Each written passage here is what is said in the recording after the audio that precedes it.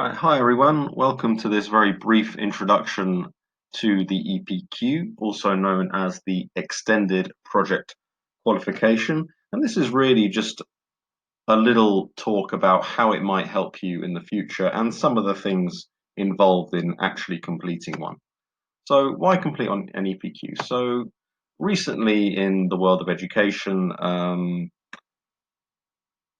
when it comes to applying for your next steps after school, after sixth form, some apprenticeship providers, universities might say that schools don't actually prepare you properly for whatever that next step might be because normal qualifications, A levels, BTECs, whatever it might be, don't necessarily provide you with the independent working skills you'll need to make it out there in, let's say, the real world. Now, whilst I'd say that's not completely true, what I would say is that the EPQ certainly prepares you better for this. Now, here are some benefits to you. You'll know one topic in detail for university applications or indeed job interviews.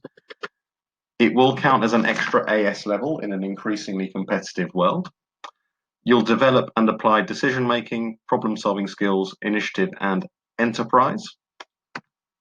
You'll extend planning, research, critical thinking, analytical synthesis, evaluation, and presentation skills. So, all of those things you'll need when you're out in the world of university, job hunting, whatever it might be. Having done it before at EPQ will certainly help you. And you'll realize personal aspirations for higher educations and/or career development. So it's a really excellent starting point, and it really gives you the chance to explore something in quite a lot of detail, something that you're personally motivated by.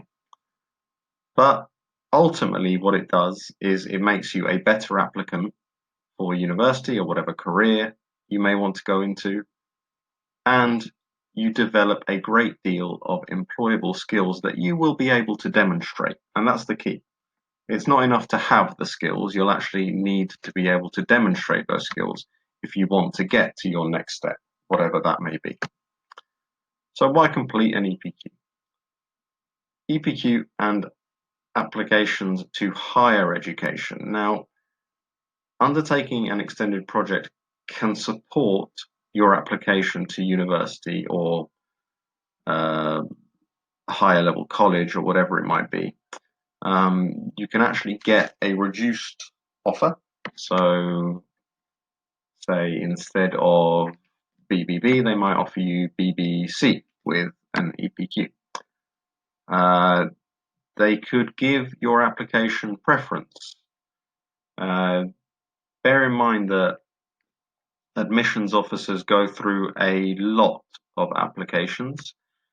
They will use screening methods to pick out the best. And if one of those screening methods is a minimum number of points, for example, EPQ adds more UCAS points to your application. So that might help you.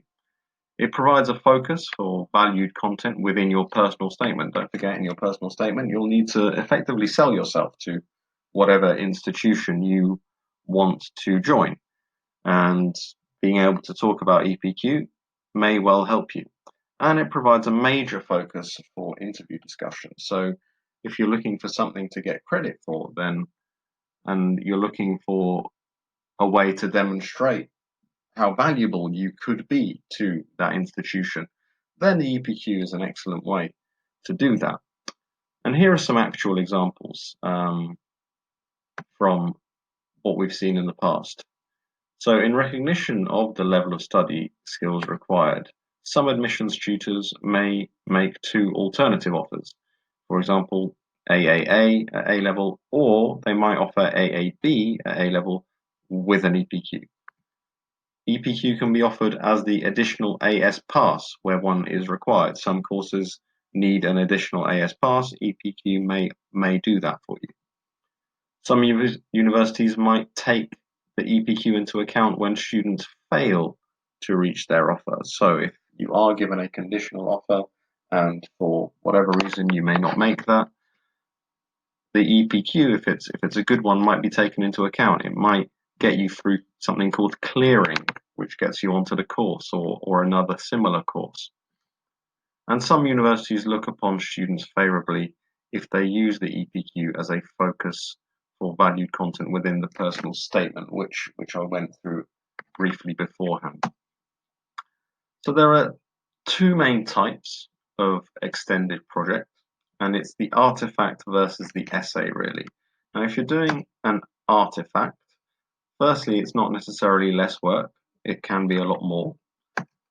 But generally, an artifact, project diary or equivalent, must show the entire process through sketches, photographs, can be video as well.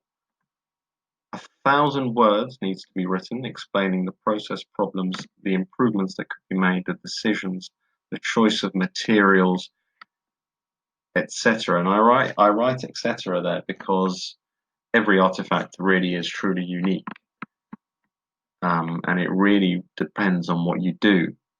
So that 1,000 words is really conditional on what you do. A detailed bibliography is still required, so you'll still need to do a lot of research. And here are some examples from previous years, not necessarily at St Thomas More, but here are some examples that EPQ tutors have seen in the past. So it could be a mood light to help autistic children. It could be the organization of a competition for charity. It could be making a web page for a particular department, perhaps a company. You may organize, promote, run a talent showcase, raising money, or some other good deed. You could end up designing, creating, and testing a product of some kind. Some people have used the EPQ as a addition to demonstrate their passion for product design or resistant materials use, this sort of thing. The essay type project. Now that is in many ways more straightforward because it's a 5,000 word essay, generally plus or minus 10%, so it doesn't need to be bang on 5,000 words. It's a formal essay or report, introduction, footnotes, structured discussion of the topic, and a conclusion. And a detailed bibliography is, of course, required. So examples from previous years, again, not necessarily from St Thomas More, but there you see some example titles, and there are lots more available if none of these appeal to you. The key is that this is a title that you choose yourself. So it needs to be something that interests you. It needs to be academically rigorous enough to meet the criteria of the EPQ. So you can't just write 5,000 words about football or whatever it might be. You really need to develop a title, and there's a process we go through in order to do that. This is how it's assessed, and I won't go into too much detail here, but you can see there that to get an A star in previous years at least, you've needed to get 45 out of 50, with 40 out of 50 being an A. And these really, these points here actually really showcase the skills that the EPQ is all about. So management, using resources. You'll come across lots of resources on your EPQ journey. Can you use them to actually get to an answer? Can you develop and realize your project? Essentially, can you produce it? Can you make it to the end? Can you meet your goals? And review. Can you think about and reflect on what your project was and how you did it, and can you evaluate it, and can you perhaps suggest ways to make it better were you to do it again? So here's a rough timeline. We'll release a timeline, an accurate one, later on once we know what's going on next year in terms of going back to school full time and all that. So you'll get a project proposal form. Hopefully by September, that's in. Find out more about your project or topic by doing a lot more research. So there's a big research stage between September and November. Your main write-up time will be from November to February, or if you're doing an artifact, your main construction time or main production time will be from November to February. There'll be a presentation you need to do. It doesn't need to be very long. 5 to 10 minutes tends to be more than sufficient. That'll be in February, March. And you keep a reflective log or journal which you're provided with, and that is ongoing throughout the whole project. And there'll be specific deadlines you need to meet in order to meet that criteria. And finally, in normally mid-March, you will submit the project and you will get given your grade once it has been through the moderation process that we do here at St Thomas More. So here are some key skills that you'll learn. I'm not going to go through all of them. I'll just mention a few key ones. Just on the right-hand side there at the top, you learn how to be a critical thinker. So it's important nowadays to not simply accept everything you read or everything you hear. What you need to do really is have the ability to question things, and EPQ certainly develops that. And just in the middle there, improve your oral and written communication skills. Employers are always talking about this. They are always talking about how if you don't have the required communication skills for a job or a course, then there's no way that you're going to get onto that job or course. So EPQ is a chance to practice those skills in a safe environment and actually get rewarded for it. So here are some frequently asked questions. Can we work together? We don't currently offer group projects at St Thomas More. Can I research an area I already study?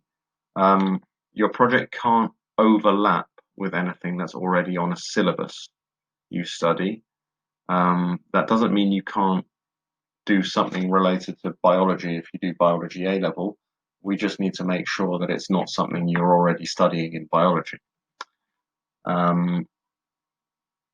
Is the EPQ project optional? Yes, you do not have to do it. Okay, there's no onus on you to do the EPQ if you don't want to.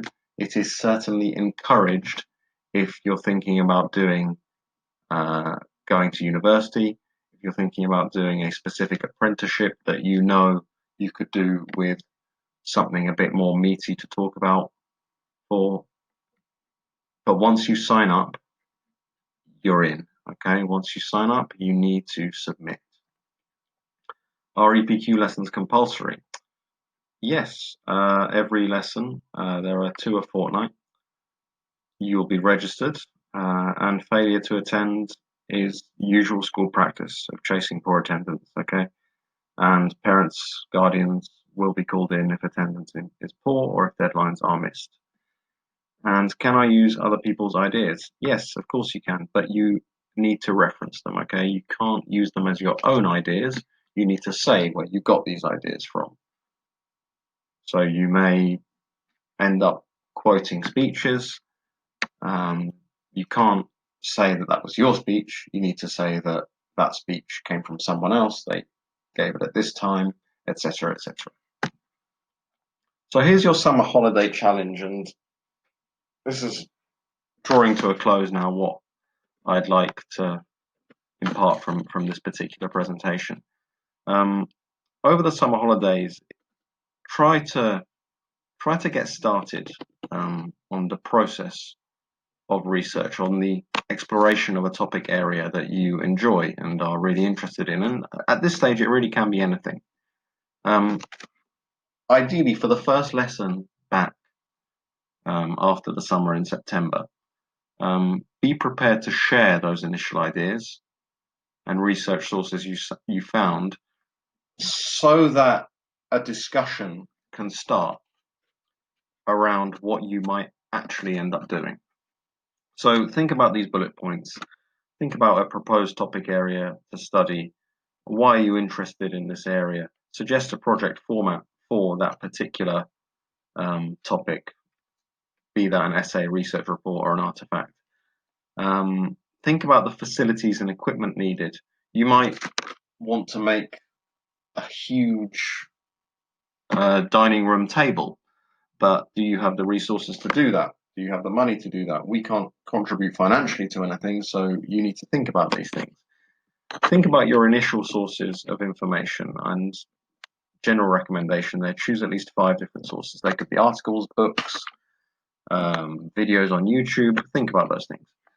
And think about references. How are you going to find those sources of information? Again, more importantly, how can someone else check those sources of information? So think about references. How are you going to make sure that those things can be tracked? And final things to remember, the EPQ is not just about your final product. Okay, so people concentrate a lot on the essay and then they let the logbook go. That's not the correct technique. You need to concentrate on both. The logbook in many ways is worth more than the essay. You need to document your journey. Okay, you need to document your journey in the logbook. You need to show how your project has grown. Okay, that is again done in the logbook, and that shows your development. That was the third major point of the assessment sheet a few slides before. And you need to demonstrate the skills you have learned. So, as I said, it's not enough to have the skills. You need to show that you've got those skills.